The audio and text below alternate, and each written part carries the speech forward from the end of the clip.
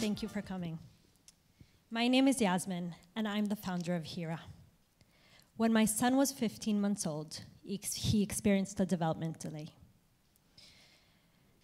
Googling his development delay brought back 76 million results. Asking my mom friends for advice, well, that was a bad idea as well, as every single one of them had a different opinion, as some mothers in this room might know. The worst of all happened, though, when I reached out to my GP. We went to his clinic, set up an appointment, my husband and I, raised our concerns, and he sent us away and didn't take our concerns seriously. I was scared, I was worried, I was overwhelmed, and I really didn't know what to do next. Then my husband and I, who's sitting right there, decided to go down the private care route. We know we were extremely lucky to be able to do that. Cutting a very long story short, our child did experience a development delay, but we were able to catch it early, and early intervention meant getting him back on track quickly. 1 in 8 children in the UK experience a development delay. Look around you. Just count. So, is this child's development on track? That's the big $1 million question that carers, parents, GPs, and educators ask over and over again as they're posed with the child's growth. The reason it's so difficult to answer that question is because monitoring a child's development is complicated. It's not as easy as just tick, tick, tick on a checklist. It sometimes goes forward, back, it's not linear. That's where Hera comes into the picture. If the slide comes to visit. Hera is a baby clinic in your pocket. It's a child development app that monitors pediatric milestones, supports families through their child's early growth, and does all of that by having pediatric professionals monitoring the profile. So you have ongoing peace of mind that your child's health is on track. How do we do it? So, in Hera, parents actually act as the bridge between the child and our medical practitioners. What we do is parents support us through logging in information such as development milestones, growth tracking data such as height, weight, and head circumference. They give us further data around journal logging, tell us what the temperament of their child is, and the things that they're going through on a day-to-day basis. They also support us through uploading audio, video, and image inputs, so we can actually see that it's a healthy crawl there. It's good that they crawled, that's fantastic, but we want to see that it's also a good crawl. Once we have that wealth of data, we can do something with it. So what we do, we have medical practitioners on our end that actually review the profile and create a development plan for that child. Once a month, parents receive reassurance that everything is on track.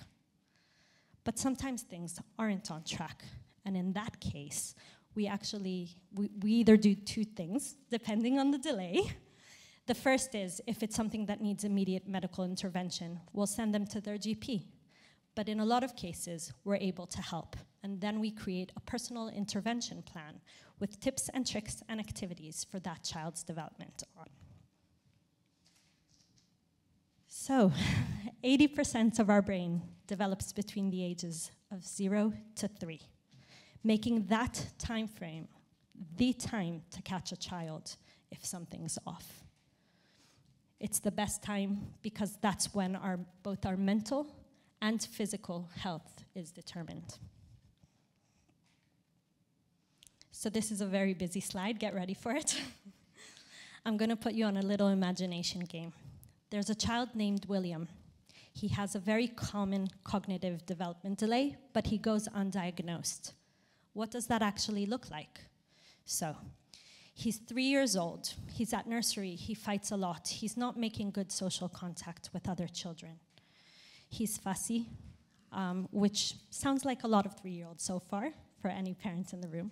So it's pretty easy to miss a development delay, but we're monitoring him ongoingly, so we know what's going on.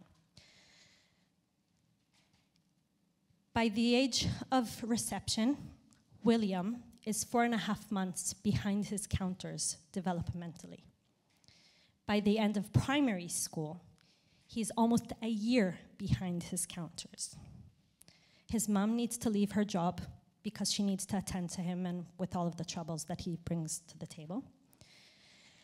And that means a loss of income for the family. So it influences that family for time and time again for their future. William grows up and he has depression. He finds it hard to hold a job. He's being supported by the NHS and by his local community, but it isn't easy. Now imagine the exact same child. William is 3 years old. We suspect at Hera that there might be a development delay.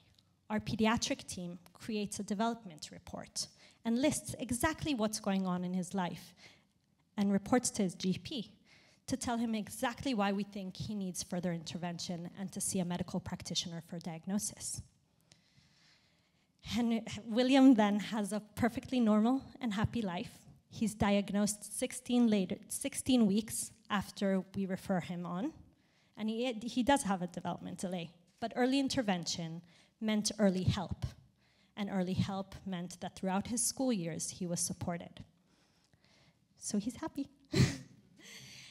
The thing is about that William's first story is very common, and actually, the cost to the UK economy of lost opportunity due to development delays that go undiagnosed is £16 billion annually.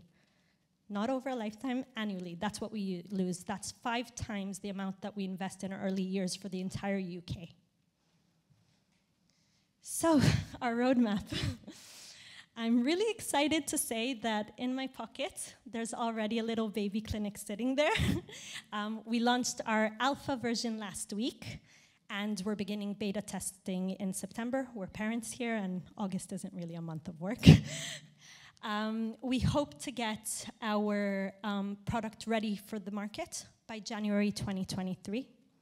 And we have very ambitious 5-year plans. So the first one is our 5-year plan is to actually be integrated within the NHS and other health systems in the world, cutting out the middleman and having GP clinics receive a ding, ding, ding that there's a problem and that this child should see this professional. So that's our first action. It'll save money for the NHS, it'll save time off GP clinics that are very busy, etc. Our second ambitious activity within the next 5 years is to support data, research, and the future of diagnostics of development delays. So we're already working with various researchers around the globe in order to integrate machine learning into the product and introduce early diagnostics to the world of child development. Our ambitions don't come cheap. We're looking to raise £750,000 in order to get us through the next 18 months of our life cycle. We're raising these funds from the usual angel investors or VCs, but we're also going down the non-traditional routes. So if anyone has links to foundations or other individuals or companies that are interested in supporting the future of the children of the world, we're happy to go down that route as well. We're also looking for medical practitioners, hospitals, GP clinics, and trusts, hospital trusts, that would be interested in partnering with us and getting the word out there about all our work and partnering in any way they may see. The last thing we really need is for people in the tech industry that have any advice for how to build a great product to get in touch. Thank you so much for coming.